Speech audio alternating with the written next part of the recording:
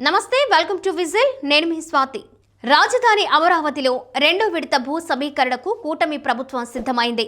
బుధవారం ఈ కార్యక్రమాన్ని ప్రారంభించేందుకు తుళ్లూరు మండలం వడ్లమానులో మంత్రి నారాయణ, ఎమ్మెల్యే శ్రవణ్ కుమార్ పర్యటించగా రైతులు పలు ప్రశ్నలతో ఉక్కిరిబిక్కిరి చేశారు. 3 ఏళ్లలో అభివృద్ధి చేస్తామని, ప్రభుత్వం అగ్రిమెంట్ చేయాలని, లేని పక్షంలో పరిహారం చెల్లిస్తామని లిఖితపూర్వకంగా రాసివ్వాలని రైతులు స్పష్టం చేశారు. ప్రభుత్వం హామీ ఇస్తుందని మంత్రులు, ఎమ్మెల్యే నచ్చచెప్పే ప్రయత్నం చేసినా రైతులు సస్యమేరా అన్నారు. దీంతో గ్రామ సభలో కాసేపు గందరగోళం చోటు చేసుకుంది. రాజధాని అమరావతిలో రెండో విడత భూ సమీకరణలో భాగంగా తుళ్లూరు, అమరావతి మండలాల్లోని 7 గ్రామాల రైతుల నుంచి సుమారు 16,666 ఎకరాలను సమీకరించాలని ప్రభుత్వం నిర్ణయించింది.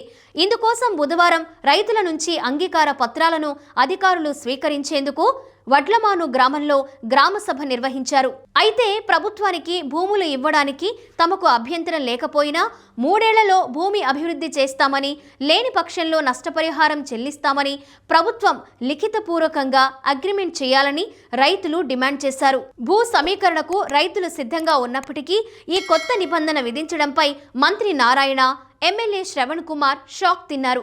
3 ఏళ్లలో అభివృద్ధి జరుగుతుందని తాను హామీ ఇస్తానని, తనపై నమ్మకం ఉంచాలని ఎమ్మెల్యే శ్రవణ్ కుమార్ చెప్పగా రైతులు తోసిపుచ్చారు. మీ మాటపై నమ్మకం ఉందని, కానీ గతంలో రాజధాని కోసం భూములిచ్చిన రైతులు 5 ఏళ్ల పాటు కోర్టుల చుట్టూ తిరగాల్సి వచ్చిందని, భవిష్యత్తులో తాము అలాంటి తిప్పలు పడకుండా ఉండాలి అంటే తమకు సరైన విధంగా అగ్రిమెంట్ చేయాలని కోరారు. ఈ సమయంలో మంత్రి నారాయణ కల్పించుకుని పాత చట్టంలోనే భూములకు రక్షణ కల్పించామని చెప్పారు. అయితే ఆయన వాదనతో రైతులు ఏకీభవించలేదు.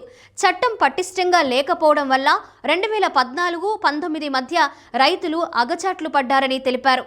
తమ డిమాండ్ ఒక్కటేనని, 3 ఏళ్లలో అభివృద్ధి చేస్తామని అగ్రిమెంట్లో నిబంధన పెట్టాలని, లేని పక్షంలో నష్టపరిహారం చెల్లించాల్సిందేనంటూ రైతులు పట్టుబట్టారు. ప్రభుత్వానికి 3 ఏళ్ల సమయం సరిపోదంటే 4 ఏళ్ల సమయం తీసుకున్నా తమకు అంగీకారమేనని రైతులు స్పష్టం చేశారు. ఎట్టి పరిస్థితుల్లోనూ అభివృద్ధి చేయకపోతే నష్టపరిహారం చెల్లిస్తామనే నిబంధన అగ్రిమెంట్లో ఉండాల్సిందేనని రైతులు తేల్చి చెప్పారు.